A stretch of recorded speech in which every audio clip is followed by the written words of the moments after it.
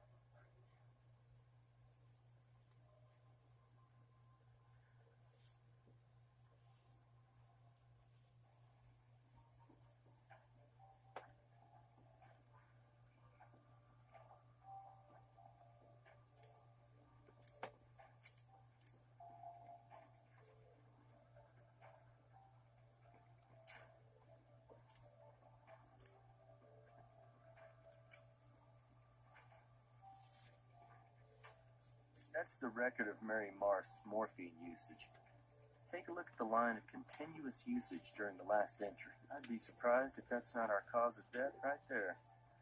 Hey, Robin's here. Sorry if I slowed you down any, but I was finally able to determine your victim's time of death.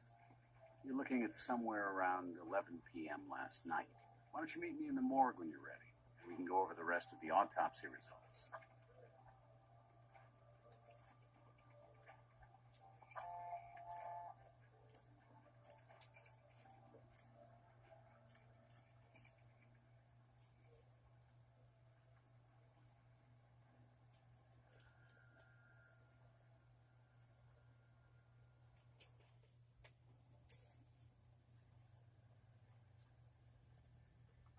Thanks for waiting.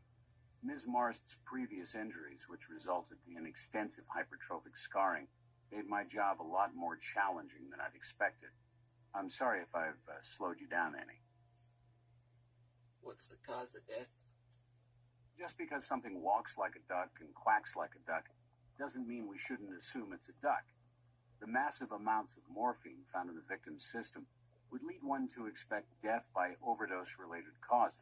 And I did determine Ms. Marst's cause of death to to be asphyxia due to morphine intoxication. Because the extensive scar tissue in Ms. Marst's lungs was hypertrophic, it took a little while for me to distinguish the morphine as the root cause of the asphyxia, as opposed to a more general catastrophic failure of the respiratory system due to her persistent condition. Is it just me, Doc, or did this autopsy take a little longer than usual? Well, Nick, it's just been a while since I examined a body with such severely burned tissues that hadn't been a contributing factor to COD. What's the time of death? I estimate time of death to be somewhere around 11 p.m. last night. The problem I had with this one is, if you take a good look at the muscular atrophy, it presents like advanced rigor. These pressure ulcers and skin abrasions also led to some initial confusion over the degree of livor mortis. And finally, once I got Ms. Marst's medical records and saw she'd stopped eating solid food about 3 months ago, I knew I couldn't use any partially digested food to help set her time of death. Man, you weren't kidding when you said this one was challenging. Yeah, but that's what keeps the spark alive in this job. Was the death voluntary? It's a good question, and I have no answer for you. Now, in a situation like this, where such a high dose of morphine is involved, I look for signs of cadaveric spasm. Because when voluntary muscles are deprived of oxygen due to, say, strenuous activity, these muscles tend to seize up perimortem, and indications of cadaveric spasming, let's say in the hands or arms, would tend to suggest the victim was in the midst of a struggle around the time of death. And I looked for such indications. When I got the full tox report back, it seemed to me that the level of morphine in her system was so toxic, it probably caused her to slip very quickly into an unconscious state just prior to the total collapse of lungs. So, absent any indication of cadaveric spasm, I concluded your victim's voluntary muscles were not engaged in any such strenuous activity perimortem. The more important point here is that whether this was a deliberate act of murder or an assisted suicide, Mary Marst's death was the result of a homicide. Couldn't Mary speak? No, it would have been impossible. Her medical records indicate Ms. Marst sustained multiple near-fatal injuries in a car crash. Apparently, she actually inhaled burning fuel, which obviously severely and permanently damaged her vocal cords. Can we get her fingerprints? Sure, I collected them for you, as usual.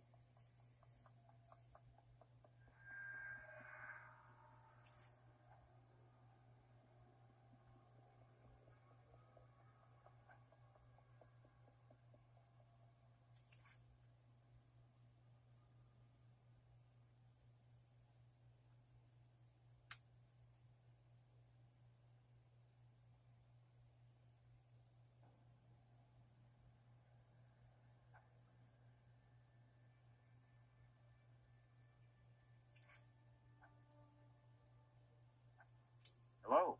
Please feel free to take a closer look for yourself. I consider it peer review.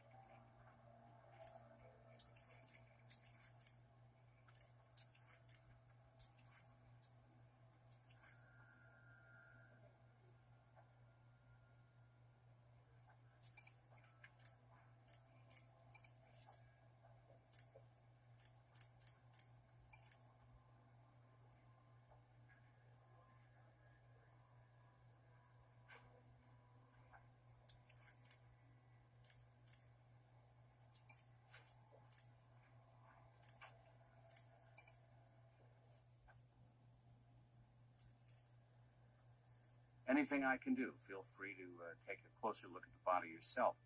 Oh, almost forgot. There's a shard of some kind embedded in the back of her left hand. I left it for you to collect.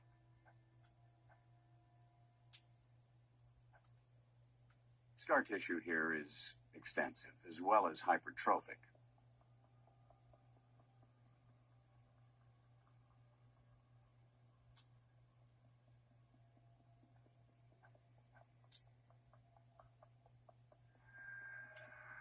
That's the shard I told you about.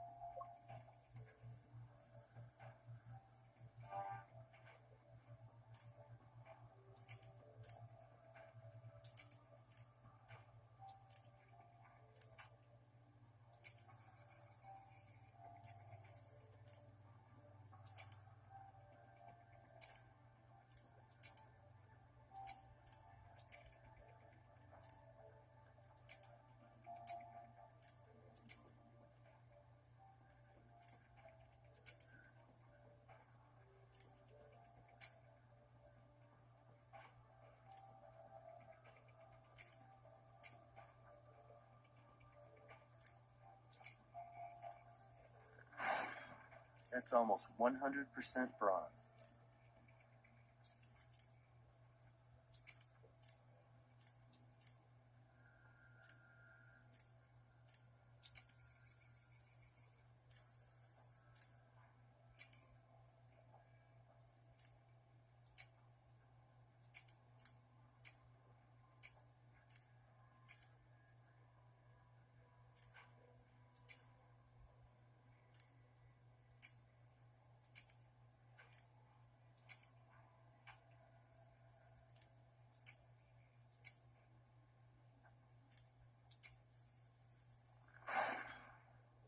Looks like an acetone and some hydrogen cyanide combined into fibers of an ethyl methacrylate monomer and bonded with a similar but complex polymer of transparent thermoplastic. It's a tiny piece of a cosmetic fingernail. I wonder, when was the last time Nurse Lou had her nails done?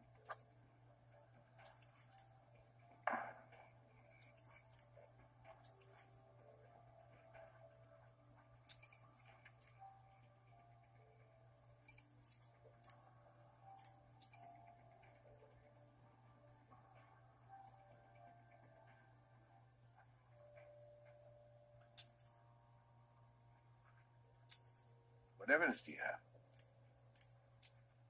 What if we do this? I'll talk to the nurse. See if she might be willing to come down here voluntarily to answer some questions. Maybe we'll get lucky.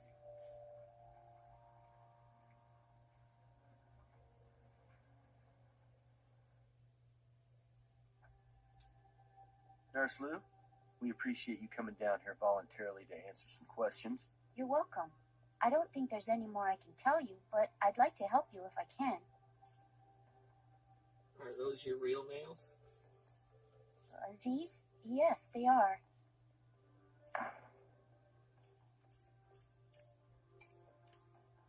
She lied. That's odd. Oh, but you know I did get a nail tip put on my index finger when the real one broke last week. It's been on my hand all week, so I guess I kind of forgot about it. But you can see it's not chipped or anything. Do you know where we could find John Barrett? It's important. I don't know for sure. I do know there's an area down by Lake Merritt where the family keeps their boat. And Mr. Barrett, he likes to go down there when he wants to be by himself. Given what's happened, I wouldn't be surprised if he's there now. How do you know about this boat and lake? Mr. Barrett would tell Mary about the boat in the lake and how it was the only real place in the world he could find any peace. He and Mary spent a lot of time together.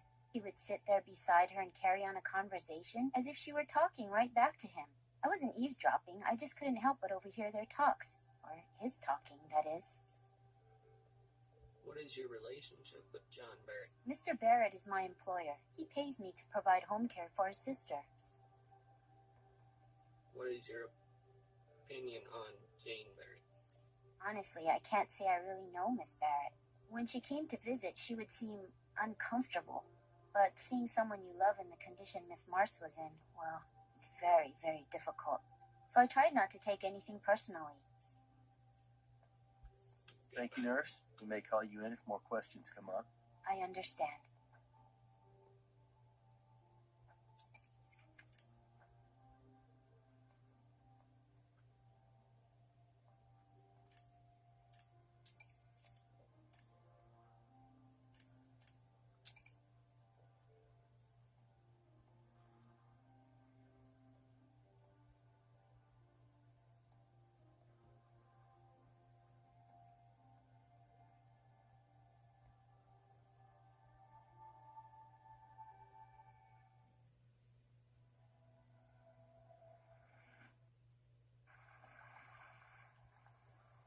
That must be our man. Right where Mary's nurse said he'd be.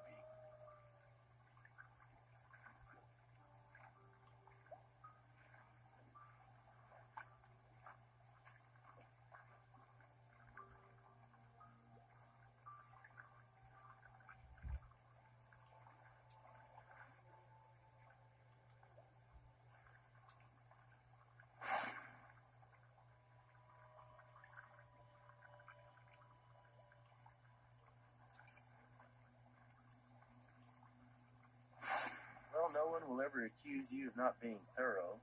I'd say you might be overdoing it a little bit, but it never hurts to practice, right?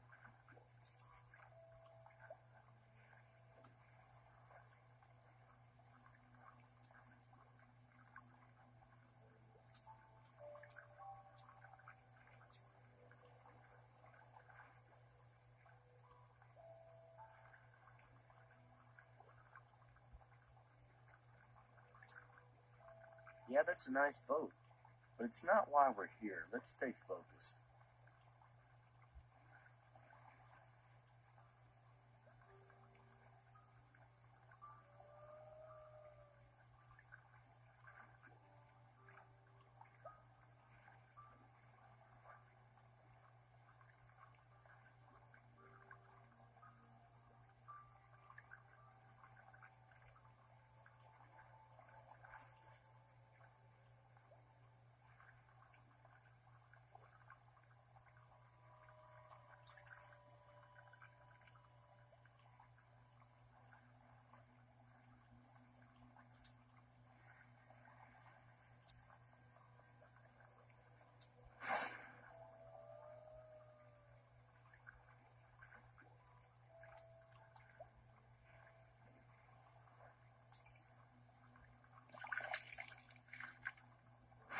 Good idea.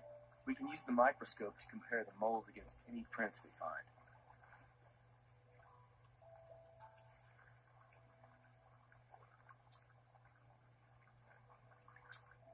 John Barrett, we're with the Las Vegas Crime Lab. Okay. Do you think I'm going to need my lawyer? We're looking into the death of Mary Marst, and we'd like to ask you some questions. I didn't do it. What else do you need to know? It's about your stepsister, Mary Marst. Sister. Mary was my sister. Even though our mothers were different, that didn't matter. And Mary was the only real member of my family I had left. She's gone. So you think Mary Marst wanted to live? What the hell are you trying to insinuate? Mary was a fighter. Most people just lose their will to live. Not Mary. She was an inspiration. Where were you last night around 11 p.m.? You know what? That's really none of your business.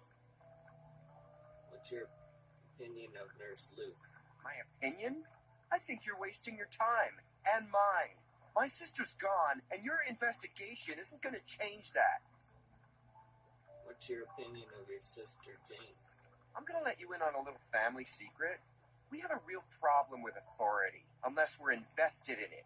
So any more questions you have, save them for each one of my lawyers. Thank you for your time. Yeah, give me a call. We'll grab a drink or something.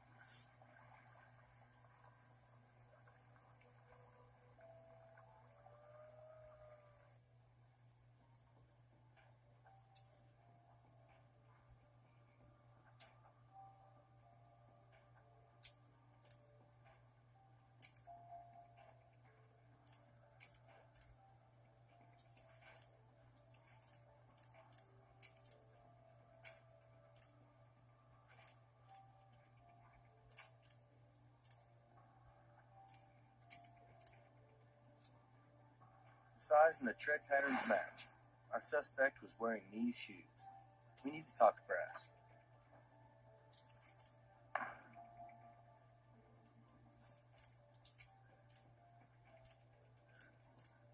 Size and the tread patterns match.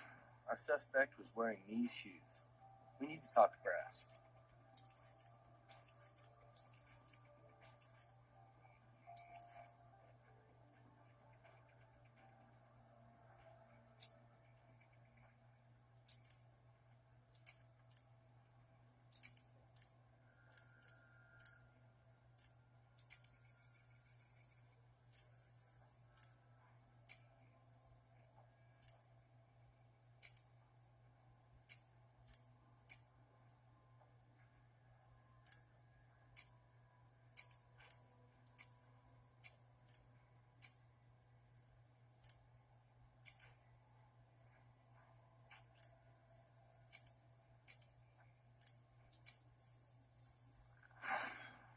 Petroleum oil with a very low ash content. Looks like the type of two-stroke oil used in jet skis. Good job, partner. You proved that pool of motor oil is absolutely pool of motor oil.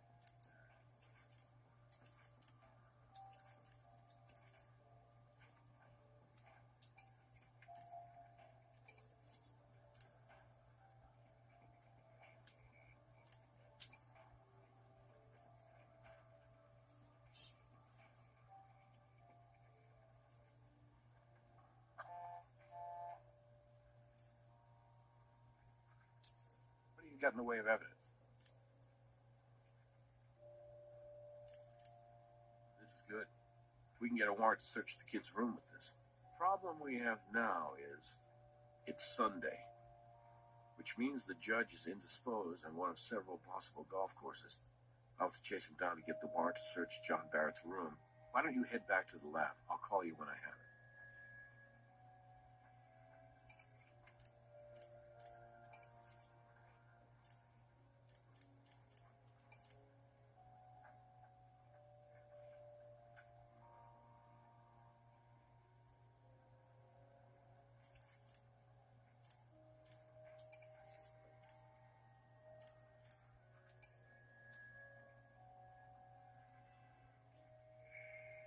Recognize him? This is a statue of St. Ambrose, patron saint of beekeepers.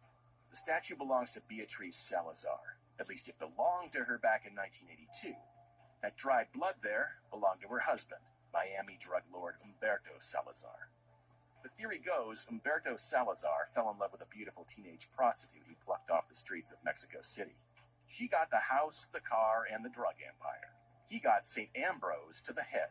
At the time, nobody could find any physical evidence to tie Salazar to her husband's murder, but obviously, we've come a long way since 1982. And that's where you guys come in. Salazar's grandstanding when she showed up the other day was just for show. Her DNA has been on file for a while. What are these white, pasty flecks? Adhesive from an evidence locker sticker. I just need you guys to pull her DNA off this statue. And if you can, that's the ball game. We've got her for murder.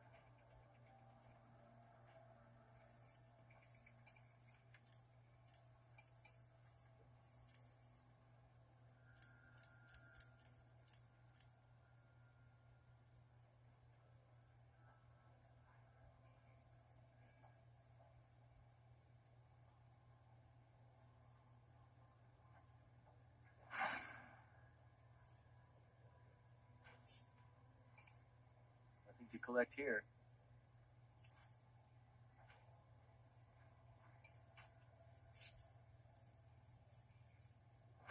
Nice job.